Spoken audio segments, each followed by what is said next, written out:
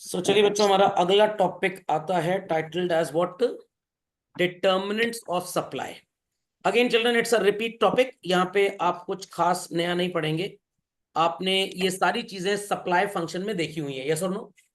तो इस टॉपिक में मैं आपको एक सबसे इंपॉर्टेंट चीज बताना चाहूंगा बिफोर वी प्रोसीड फर्दर। यहाँ पे मैंने दो सेक्शंस में चीजों को डिवाइड कर दिया चिल्ड्रन। पहला section I have taken up only what is called as price of a commodity, and other section that I've taken up will be referred as children other factors। ध्यान से मेरी बात सुनिएगा। पहला फैक्टर कौन सा हो गया चिल्ड्रन? प्राइस। और इन सबको आप क्या बोलेंगे? Other factors. Any doubts? Many doubts children? ये बात समझ में आई? तो प्राइस की वजह से if there is any change in the willingness of the seller, आप इसे क्या बोलेंगे? और बाकी चीजों की वजह से अगर चेंज है तो आप इसे क्या बोलेंगे? ध्यान से सुनिएगा।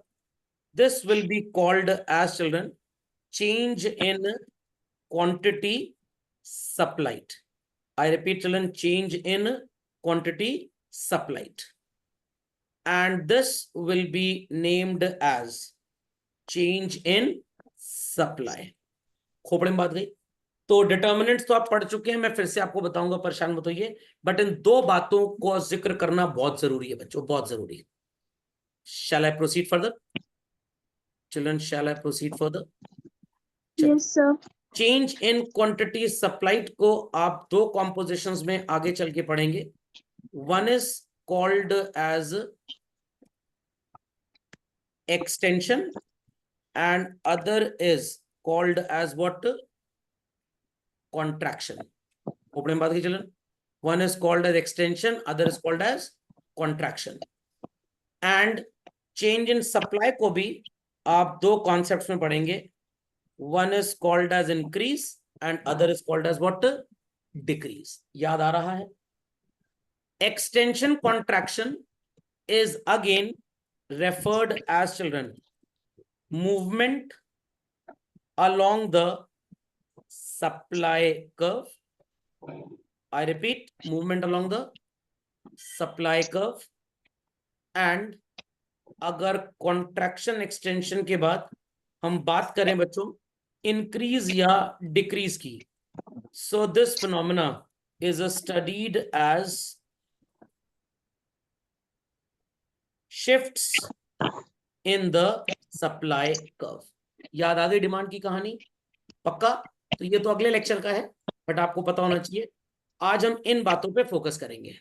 इनका ग्राफिकल प्रेजेंटेशन जब आपको मूवमेंट और शिफ्ट में पढ़ाऊंगा बच्चों, तो इन सबके ग्राफ शिफ्ट में आप सीखेंगे और इनका ग्राफ मूवमेंट में सीखेंगे।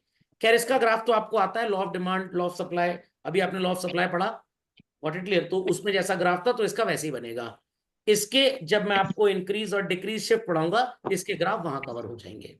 Is that understood? Yes sir. Let's understand the composition children. Start करते हैं। पहला डिटर्मिनेंट क्या नजर आ रहा है बच्चों? Price of the commodity. आप एक बिजनेसमैन है, 100 रुपीज का प्रोडक्ट है, यू आर सेलिंग 200 पीसेस। जब वो 120 का हो जाएगा, you would be willing to sell more. और अगर मान लीजिए ये 90 रुपीज का हो जाता है, you may be willing to sell only 80 pieces. Sir why so less? Because अगर दाम बढ़ा तो आपका प्रॉफिट पर यूनिट बढ़ जाता है बच्चों, and your willingness will be as a seller to sell more. और दाम गिरेगा तो प्रॉफिट पर यूनिट गिरेगा, your willingness will be to sell less. Any doubts to anybody children? पक्का? पक्का? चलिए, प्राइस ऑफ रिलेटेड कमोडिटी की बात करते हैं बच्चों। I take the example of Coca Cola के दो प्रोडक्ट्स हैं। एक है, मान लेते हैं बच्चों, कोक, और दूसरा है थम्स अप। कोक का प्राइस बाजार में जो उनको ऑफर हो रहा है children, that is let's say ₹10। तो वो 100 यूनिट्स बेचना चाहते हैं। How many units? 100। और थम्स अप का प्राइस उनको ऑफर हो रहा है बच्चों मार्केट में 12, या मान लीजिए 10 ही ले लेते हैं पहले। They wish to sell 100 units. अब बाजार में लोग कोक के लिए तो 10 रुपए से ज्यादा देने को तैयार ही नहीं है, बट थम्सअप के लिए 15 रुपए दे रहे हैं। तो कोको कोला कंपनी अपने ज्यादा रिसोर्सेस, अपनी पूरी मेहनत कहां पे अप्लाई करेगी बच्चों? In selling more of Thums Up जो कि 15 रुपए की बोतल बिक रही है, या कोक जो सिर्फ 10 की बिक रही है। थम्सअप क्योंकि है तो टॉयलेट वाटर बनाने में तो टाइम उतना ही लग रहा है। ये कह रहे हैं कि भाई हम 180 बॉटल बेचेंगे थम्सअप, और सिर्फ 70 बॉटल कोको कोला बेचेंगे। सर दोनों बढ़ा के बेच लें। आपने तो इकोनॉमिक्स के साथ मजाक कर दिया। Resources are limited in nature. तो when price of a commodity is constant in the market, a seller would be willing to sell its substitute in larger quantity whose price has gone up। तो Coke पहले भी 10 का था और बाद में भी 10 का है, बट जब कोक 10 का था थम्सअप भी 10 की थी। बाद में जब कोक 10 का हो गया, सॉरी 10 का ही है, थम्सअप कितने की हो गई? 15 की। Is that clear? तो 15 रुपए की थम्सअप जब होगी तो थम्सअप को तो ज्यादा बेचेगा। इनफैक्ट कोक पे क्या असर पड़ेगा बच्चों? कोक की सेल वो लोग कम करना चाहेंगे।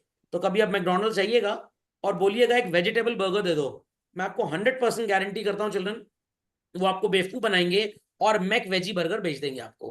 क्योंकि मैक वेजी 65, 70, 80 रुपए का है और आलू टिक्की तो 85 रुपए का है। तो उनका ज्यादा प्रॉफिट किसमें है? McVeg. मैकवेजी। मेरे साथ एक बार ऐसा हो चुका है, मैंने कहा वेज बर्गर दो, तो वो मैक वेजी दे दिया, पैसा ज्यादा मांग रहा था। मैंने क्यों दें, आलू टिक्की सस्ता है। कह रहे सर आपने वेज बोला, तो मैंने कहा वेज में आलू क्या नॉन वेज होता है? कह रहे सर तो बिल हो चुका है। मैंने जाओ मैं तो पैसे नहीं दूंगा। बुलाया मैनेजर को, मैंने कहा सर आप परेशान मत होइए, मैं ऑर्डर कैंसिल कर देता हूँ। मेरे को बेवकूफ बना रहा था, सीधे साधे आदमी को। समझ में आ गई बात बच्चों? समझ में आ गई बात? Yes sir. इनपुट कॉस्ट की बात करते हैं। हमारा रॉ मटेरियल 10 रुपए का है, मार्केट में प्रोडक्ट बना रहे हैं और 16 रुपए का बिक रहा है, and we plan to sell 100 pieces. Raw material China से आने लग गया 8 रुपए का, सामान अभी भी 16 रुपए का बिक रहा है। प्रॉफिट मार्जिन बच्चों बढ़ गया और इट इज सेम। 10 का रॉ मटेरियल आ रहा था, 16 में बेच रहे थे, 100 यूनिट्स बिक रही थी। अब रॉ मटेरियल 8 रुपए का हो गया, बाजार में तो आज भी वो 16 का बिकेगा। तो profit margin have gone up और down? Up. We would like to sell more और लेस चिल्ड्रन? मोर। खोपड़े में बात गई। याद आया? हमने प्रीवियस लेक्चर में इसको पढ़ा था। चलिए, यस सर। गवर्नमेंट की पॉलिसी। एक मैं आपको इनपुट कॉस्ट में और बता दूं तो आप अच्छा फील करेंगे। मान लीजिए रॉ मटेरियल 12 रुपए का पड़ रहा है बच्चों, बाजार में अभी भी वो 16 का ही बिक रहा है। Now your profit margin has gone down. Down. क्या आप ज्यादा बेचना पसंद करेंगे? No, you No. Would be no willing to sell less. Less. Government policy, ध्यान दीजिएगा। रॉ मटेरियल था किसी पर्टिकुलर प्रोडक्ट का, जीटी मतलब गवर्नमेंट है, ठीक है बच्चों। रॉ मटेरियल था 10 रुपए का, गवर्नमेंट आपसे टैक्स ले रही थी 2 रुपए, तो प्रोडक्ट की लैंडेड कॉस्ट आपको पड़ रही थी 12।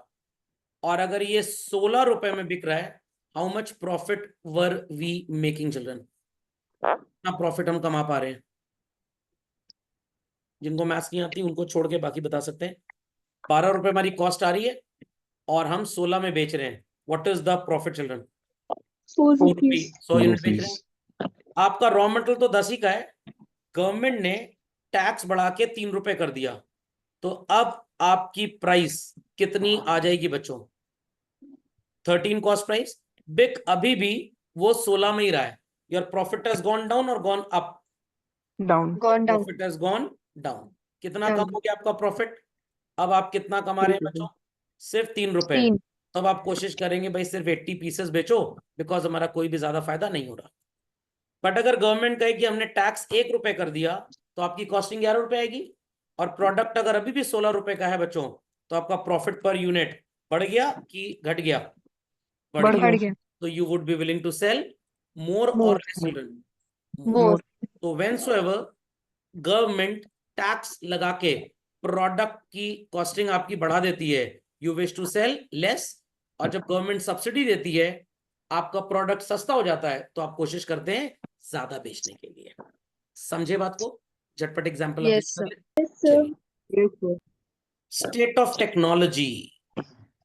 अगर आपकी टेक्नोलॉजी ओल्ड या ऑब्सोलीट है, बाजार में प्रोडक्ट का price, so called earlier it was ₹10 and we were selling 2000 pieces. Technology new आ गई, प्रोडक्ट का प्राइस तो बाजार में 10 ही है, बट हमने आउटपुट बढ़ा लिया। फोटोकॉपी मशीन, पुराने जमाने की घटिया फोटोकॉपी मशीन होगी, 1 मिनट में 20 कॉपी करेगी। थोड़ी बढ़िया वाली है तो 1 मिनट में 100 कॉपी कर देगी। तो अगर आपने टेक्नोलॉजी अपग्रेड कर दी, तो पर डे आप ज्यादा जेरोक्स अपने कस्टमर्स को डिलीवर कर पाएंगे। तो जेरोक्स का प्राइस तो 60-70 पैसा, ₹1 ही है, बट आउटपुट बढ़ जाएगा। तो अगर हाथ से जूस निकालते हैं ठेले पे, तो दिन भर में 100 ग्लास बेच पाओगे। और वो गन्ने वाली मशीन, कभी आदमी का हाथ भी चलाता है, उसमें सांप भी प्रेस हो गया, आपको थोड़ा खट्टा खट्टा टेस्ट लग रहा है, कहेगा हाँ एक वो सांप कचर गया था, तो कोई बात नहीं, खा लो, सांप जहरीला नहीं था। क्योंकि सांप भी जिन लोगों को डंक मार रहा है, उनसे ज्यादा जहरीले तो वो है। तो सांप कह रहा है कि हमारा जहर न्यूट्रलाइज हो गया, क्योंकि हम जहरीले थे, जिनको डंक मारा वो हमसे ज्यादा जहरीले थे। ठीक, समझ में आ गए सारे डिटर्मिनेंट्स बच्चों? तो इनके ग्राफ जो मैं आपको पढ़ाऊंगा, वो अलग अलग नहीं पढ़ाऊंगा। आपको इसका ग्राफ आता है, लॉ ऑफ सप्लाई में आपने पढ़ा। इन सब के ग्राफ में आपको अगले लेक्चर में, जब change in supply, shift, increase decrease पढ़ाऊंगा, तो उसमें कवर हो जाएंगे। Is that understood well by all? ये लिख लिया Yes, सबने? sir. समझ में आ गया? Yes, sir. Confirm? तो होमवर्क मार्क कर लीजिए।